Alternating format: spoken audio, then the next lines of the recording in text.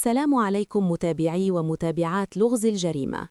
أهلا وسهلا ومرحبا بنا وبكم جميعا في حلقة جديدة من حلقات قصص وملفات قضايا جرائم.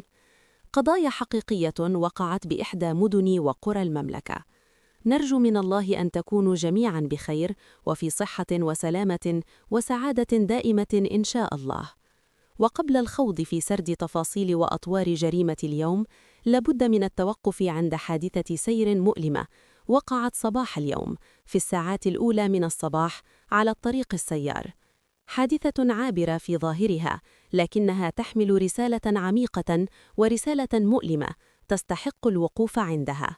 في ذلك الصباح كانت سيارتان تسيران على الطريق السيار بسرعة مفرطة، سرعة جنونية تفوق بكثير السرعة القانونية. السيارتان كانتا تقلان عائلات كاملة. مرت السيارة الأولى بسرعة هائلة، وبعدها بدقيقة تقريبا مرت السيارة الثانية بنفس السرعة الجنونية. السرعة كانت حسب التقدير تتجاوز 160 وربما 170 كيلومترا في الساعة، واستمرتا على هذا النحو حتى اختفتا عن الأنظار. بعد مسافة قصيرة وعلى بعد حوالي كيلومتر واحد من مخرج الطريق السيار، ظهرت آثار حادث خطير.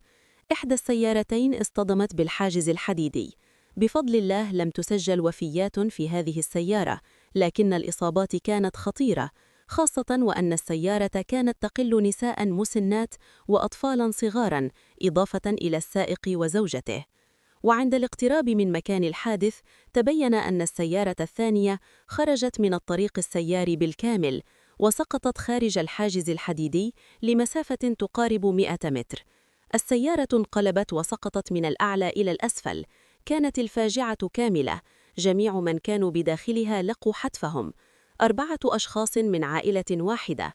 عائلة كانت ليلة الأمس في حفل زفاف، عادت فرحة ولم تكن تعلم أن الطريق إلى منازلهم سيكون طريقا بلا عودة.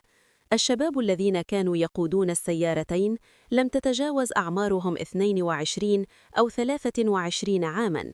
منافسة متهورة، سرعة مفرطة ورعونة قاتلة، وكانت النتيجة مأساة لا يتمناها الإنسان حتى لعدوه. هذه الحادثة ليست مجرد خبر عابر، بل رسالة واضحة. السرعة ليست رجولة، ملاحقة الآخرين على الطريق ليست رجولة، تحويل الطريق السيار إلى حلبة سباق ليس رجولة. الرجولة الحقيقية هي احترام القانون واحترام النفس وحماية العائلة. الرجولة هي أن يصل الإنسان وأبناؤه سالمين إلى بيوتهم. واليوم ومع الانتشار الواسع للرادارات على الطرق، قد يعتقد البعض أن الهدف هو المخالفات فقط، لكن الحقيقة أن الهدف الأول هو الحد من حوادث السير القاتلة، تلك الحوادث التي يكون السبب الرئيسي فيها هو السرعة المفرطة.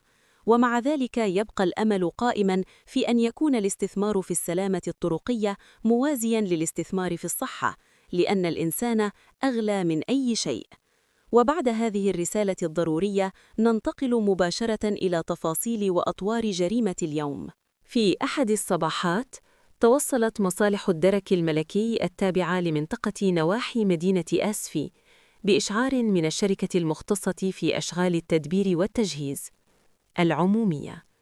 كانت قد التحقت بطريق وطنية من أجل القيام بأشغال توسيعها، نظراً لكون تلك الطريق ضيقة ولم تعد صالحة لحركة السير. الشركة شرعت في الأشغال وبدأت عملية توسيع المقطع الطرقي، وقد استمرت أعمال الحفر لما يقارب أسبوعين باستعمال آليات ثقيلة من نوع الجرافات. وخلال الأشغال وعلى قالعة الطريق كانت توجد قطعة أرض مملوكة لإحدى العائلات، مزروعة بالكامل بنبات الصبار المعروف محلياً باسم الجرموس أو الدرق. وقد زرع هذا الصبار على طول الأرض، والسبب في ذلك أن العائلة كانت ترغب في الاستفادة منه كحاجز طبيعي، نظراً لأن الطريق تمر بمحاذاة الأرض، وكان المارة سواء بالسيارات أو راجلين يلقون الأذى بسبب الرمي العشوائي. والعائلة تضم نساء وأطفالاً، فقرروا رفع مستوى الحماية بزرع الصبار العالي. أثناء قيام الجرافات بإزالة الصبار والحفر داخل الأرض، وفي لحظة مفاجئة ظهر ما لم يكن في الحسبان. تم العثور على جثة، أو بالأحرى هيكل عظمي لإنسان مدفون تحت التراب. ومن خلال المعاينة الأولية تبين أن الجثة تعود لشخص ذكر، وذلك من خلال الملابس التي كان مدفونا بها، حيث دفن وهو مرتد كامل ملابسه، والملابس تعود لرجل. تم إخبار أصحاب الأرض فوراً، وأبلغت مصالح الدرك الملكي بالواقعة، على أن باقي التفاصيل سيتم التأكد منها عند انتقال عناصر الدرك إلى عين المكان. عند وصول عناصر الدرك الملكي وجدوا أن الأشغال قد توقفت، وسألوا العمال عن الأمر. تم إخبارهم بأن المشروع يهم توسيع الطريق الوطنية، وأن الجثة ظهرت أثناء الحفر. بالمعاينة تبين أن الجثة في حالة تحلل متقدم، لكن ليس إلى درجة كاملة، إذ لم تنتهي عملية التحلل بشكل تام، ولم يبقى سوى الهيكل العظمي. وبحضور عناصر التشخيص القضائي تم التأكيد على أن الجثة لم تدفن منذ مدة طويلة جداً، بل إن مدة الدفن تتراوح ما بين سنة وسنة ونصف تقريباً.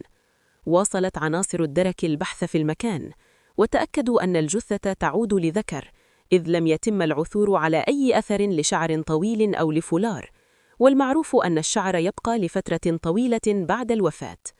وأثناء التفتيش تم العثور على هاتف نقال داخل الجيب الخلفي للسروال، وكان السروال من النوع الطويل الذي يشبه الثوب، وبه سحاب في الخلف. الهاتف كان من نوع سامسونج عادي، وكان مطفأً. تم نقل الجثة إلى مستودع الأموات، وكان الهاتف النقال هو الدليل الوحيد الذي تم العثور عليه، مما يعني أنه يعود للضحية. تم إشعار النيابة العامة، وبدأت عملية الاستماع إلى أقوال العمال وأصحاب الأرض. صرح العمال أن الجثة كانت مدفونة على قارعة الطريق تحت الصبار مباشرة، وعلى عمق يقارب 3 أمتار داخل الأرض، وهذا يعني أن القبر كان من جهة الأرض التابعة للعائلة وليس من جهة الطريق، أي أن هناك طريقاً سياراً، ثم طريقاً وطنية، ثم الصبار، ثم القبر، وهو مكان لا يمكن أن يخطر ببال أي شخص أن يدفن فيه جثة. وأكد أصحاب الأرض أنهم كانوا يفلحون الأرض من حين لآخر، وقد تم حصادها قبل مدة قصيرة، ولم يلاحظوا أي شيء غير طبيعي. وعند سؤالهم إن كانوا هم من زرعوا الصبار، أكدوا ذلك، وأوضحوا أن الهدف كان حماية العائلة بسبب قرب الطريق وارتفاعها عن مستوى الأرض. هنا لاحظت عناصر الدرك معطأً مهماً وخطيراً: الأرض محاطة بالكامل بالصبار من جميع الجهات، ولا يوجد أي منفذ للدخول إليها سوى باب واحد خاص بالعائلة، ويقع في اتجاه معاكس للطريق الوطنية. وهذا المعطى جعل فرضية دفن الجثة من طرف شخص غريب أمراً غير منطقي، فمن المستحيل أن يدخل شخص من جهة الطريق بسبب كثافة الصبار وقساوته، ولا توجد أي ثغرة تسمح بالمرور.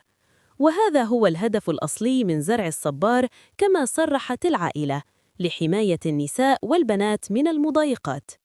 بناء على هذه المعطيات تم اعتقال جميع أفراد العائلة، نساء ورجالا، من أجل البحث والتحقيق، لأن مثل هذه الجرائم لا يمكن استثناء أي شخص فيها.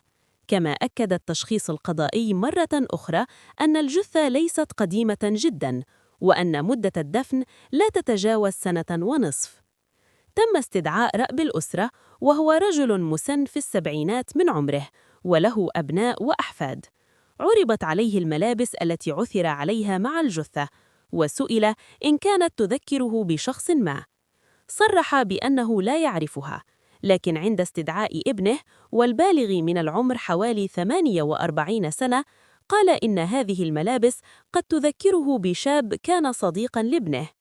ثم تم استدعاء الأم، التي أكدت بدورها أن الملابس تعود لشاب كان يزورهم رفقة ابنهم، وأنه من نواحي مدينة الجديدة، وشاب خلوق ومهذب.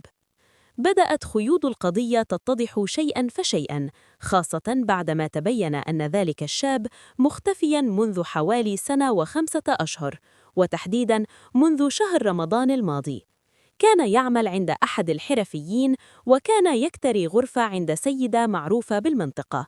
وقد صرح مشغله أنه اختفى فجأة ولم يعد يرد على هاتفه، كما أن عائلته سبق أن بحثت عنه وحررت محضراً رسمياً باختفائه.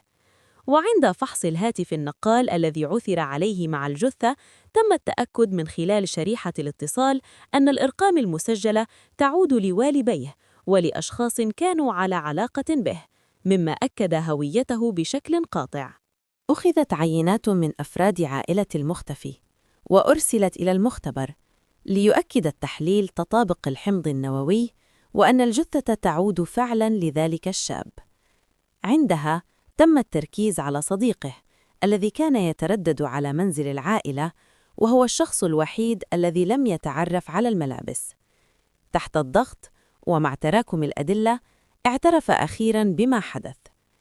أكد المتهم أن الجريمة وقعت في شهر رمضان بعد شجار بينه وبين الضحية بسبب سخرية وتنمر مرتبط بفتاة. تطورت المشادات الكلامية إلى عراك تدخل فيه أبناء عمومته، وانتهى الأمر بضربة قاتلة على مستوى الرأس باستعمال أداة حادة.